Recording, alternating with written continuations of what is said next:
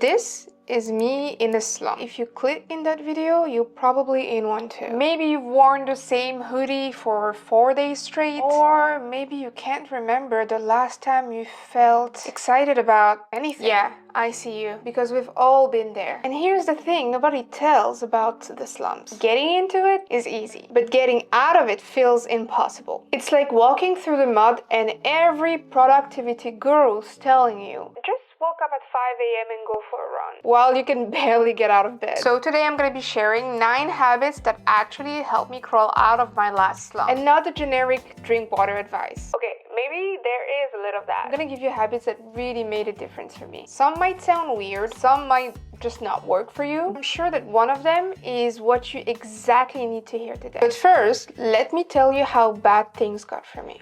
It's August, I'm back living with my parents. I haven't left my room for like 3 days, except for going to the bathroom. And I am on book number 18 of this month, because I have never read this much. I barely eat anything, and I reach out to whatever is easy to reach and to eat so that I can get back onto my bed as quick as possible. And I have dozens of messages and emails that I have to respond to, but feel too anxious to even open them. And I remember at that time I was telling myself, oh, this is just rest. This is self-care, I am just healing, and wondering if I would ever get out of it. But I did eventually, and I'm going to show you how. If you don't know me, hi, I'm Sabrina, and in here we talk about all sorts of things. We talk about travel, lifestyle, and everything that you go through as an adult. And if you haven't already, make sure to subscribe, let's be friends, and let's get into the video.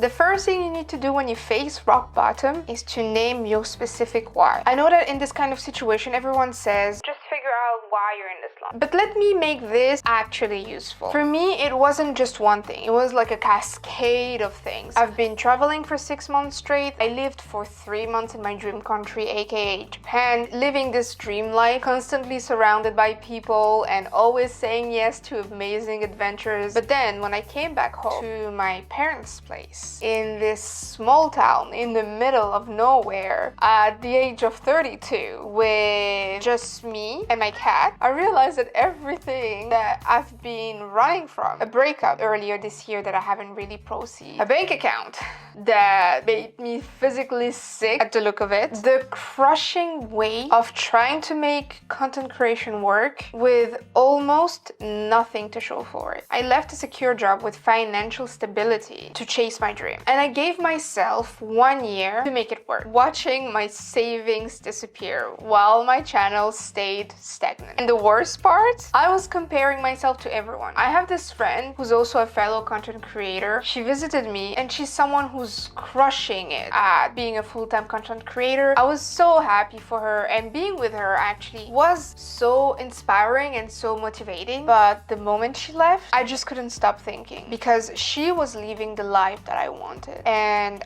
I was stuck in my childhood, not bedroom anymore, wondering if I was making the biggest mistakes of my life. And here's the thing about slumps, they're gradual. You slide slowly into it, making excuses along the way, until there's that moment where you realize and you tell yourself, okay, this is bad. I'm pretty sure we've all been in that situation, but for me it was when I realized that I wasn't showering for like 5 days. Yeah. I stopped doing the thing that usually brought me joy. I completely fell off routines, and someday I wouldn't even brush my teeth, because this is how bad things were. And I'm sure I'm not the only one who has been in this situation. My room was a disaster. I had all these messages and people wanted to see me, but I kept avoiding because I was just too anxious to open even one message or even try to respond, because I just didn't want to get out of the house. I think the worst part with it is that I was content with it. Part of me was actually okay with this, because being in the slump meant that I didn't have to try, and I didn't have to face the possibility that I was failing. I could just hide. And that was when I hit rock bottom. So here's what I want you to do. I want you to write it all down and be brutally honest. Let it all out. Name your rock bottom, because you can climb out of the hole if you want to admit that you are into one. If you put half of the energy that you're using to beat yourself up into actually fixing the problem, then you'll get out of it way faster. I know it's not something easy to do, but trust me, the fact that you're writing it down makes it real, that you get that slap on the face that we all need to climb out. Once you've done that, what you can also do is the done is done list. Yeah, I call it done is done list because when you're in a slump, doing a to-do list can be your worst enemy because you never finish them and it makes you feel worse about yourself. So I kind of flipped it. Instead of doing the to-do list, I'll keep track of my done is done list. Every single day, I write down everything I actually did today. And not what I should have done, but what I did. Some days, it will look like I sent 10 emails to brands, I wrote 10 content ideas, I did 20 minutes of Pilates today, I actually posted something on Instagram, I showered. Yeah, because at that moment, that counted. Some days are gonna be different lists, but you know what? Both of them are valid. Because when you're in a slump, you tend to do things on autopilot and then you convince yourself that you did nothing all day. But you actually did. You just weren't counting it. This list becomes the proof that you are not completely useless, that you're doing things. I keep mine on this little notebook when I feel this way, and some days I will have done 3 things, some days it's gonna be 5. Either way, this will be your evidence that you have showed up for yourself. Baby steps. Thing that you can do is the dopamine menu for decision paralysis. When you're in a slump, nothing feels good anymore. You scroll through option hours and hours and nothing. You want to do something, but at the same time, you don't want to do anything. Decision paralysis is actually real. So I created what I call my dopamine menu. It's a list of things that have made me feel something in the past. And I organize it by levels. The low energy level one, where I can barely move and I don't want to move it, I'm gonna do things like watch one episode of my comfort show, or it's going to be listen to this song that always gives me goosebumps, but in a good way. Or it could be look at the gameplay of my favorite streamer because I love playing video games. And then the medium energy will be when I will have a little bit of juice. I will do things like rearrange my desk. I would also do 10 minutes stretching instead of working out and try to sit outside for at least 15 minutes. And then in the high energy category, when I feel like I'm almost okay, I'll do things such as try cooking a new recipe, or go to a cafe and just be there, read a book, or even try to work on a creative project, or simply just call a friend just to have that social interaction that I've been avoiding. The key here is to make that list when you're not in the slump, so that you have it ready whenever you feel like you are into one. So when I'm stuck, I'll just open my dopamine menu based on my current energy, and no more scrolling, no more overthinking. I'll just pick and do, and I would know that these things are suitable for me. The great thing about it is that it removes the decision fatigue that keeps you frozen. Put yourself as the treat it like a job kind of structure. This one was the biggest game changer for me, especially in my current situation. And I'm gonna be honest, at first I hated the advice because I was like, I need to treat my current situation like a job. Like, what do you mean? I left my job because I wanted flexibility and financial freedom. I wanted to work in my hoodie at 2 p.m. and now you're telling me that I have to treat all these things like a job? Here is what I've learned the hard way. When you work from home or you're self-employed, having the flexible schedule sounds amazing until you realize that that flexible schedule actually means that I worked all day and somehow I got nothing done, and everything just blends together because you're working, but you're also scrolling on social media, you're resting, but you're also feeling guilty about not working. So you're in this constant state of half working and half resting, and you feel completely exhausted. I had to impose myself a non-negotiable routine, which is waking up, doing my makeup, making the effort to get dressed even if I don't go anywhere, impose myself working hour that feels comfortable for me, start working from 10 p.m. until 8 p.m.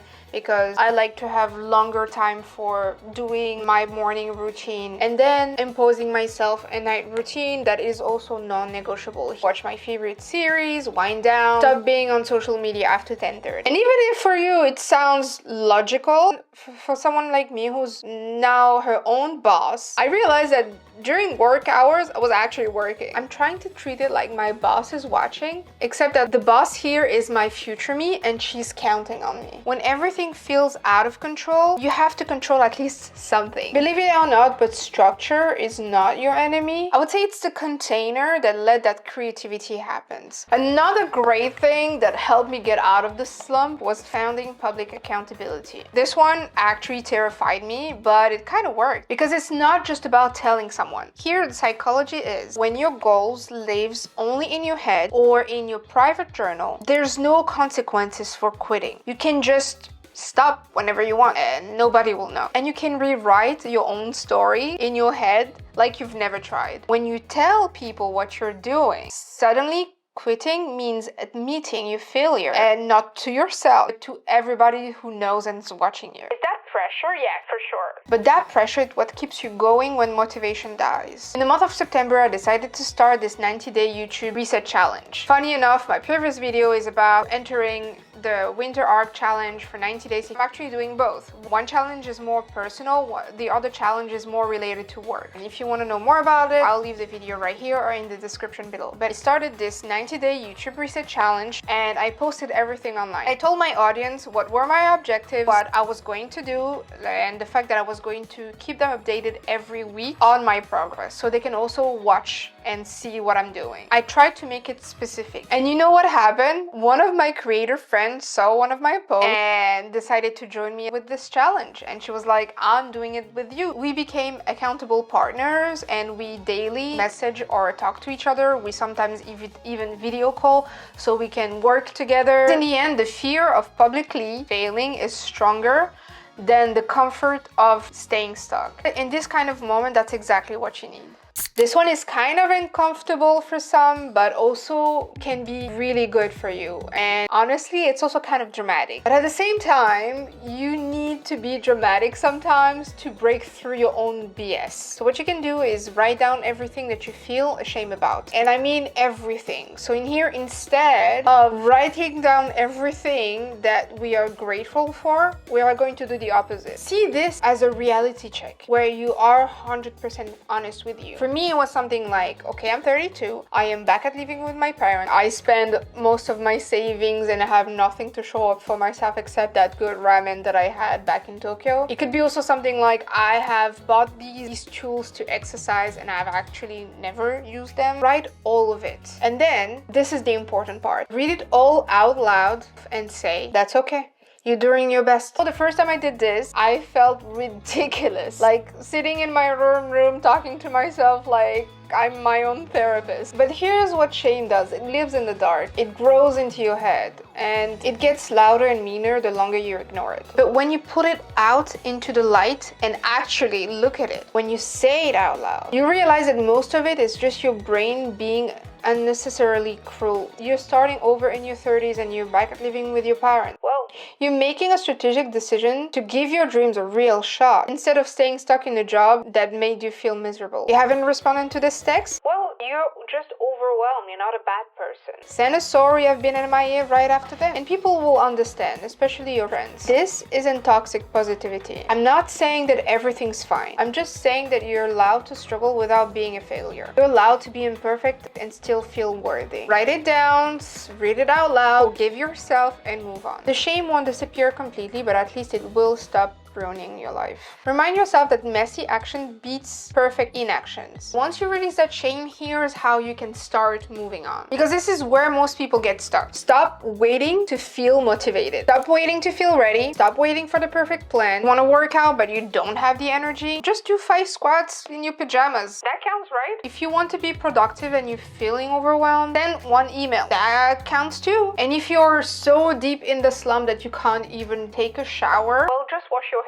I think the biggest lie we tell ourselves is that we have to do things well, not at all. And that's how we stay stuck forever. I first started doing things at 1% and then I moved to 10% and then like 30% of the effort. And you know what? Like 30% is always way better than 0%. 5 minutes walk is always better than this 1 hour workout that you will never do. So messy actions beats perfect inactions every single time, because you don't need to do it right, you just need to do it. And last one, know when resting is necessary, but not when it becomes hiding. This one is more of a reminder mindset. It's what I realized during my slump. I needed that. And I think that it's also important to remember, if we are in a position of slump, is that our body is telling us something. It's telling us, our mind and our body is telling us that we are in a critical situation. You haven't given yourself the time to rest or to process something and not feel guilty about getting in a slump. I was running at 100% after moving out of a country for 6 months straight. I was traveling in 4 different countries and I was always saying yes to everything that I was doing. Then like at the beginning of the year, when I went through a breakup, I never really processed it because I was traveling, and I was like, no, I don't have time to feel sad. I need to enjoy this time while I'm here. I was living in this like FOMO situation, and I've never really dealt with it until I was in the slump. You're starting all over again, but you still have your past self that keeps haunting you and reminding you of how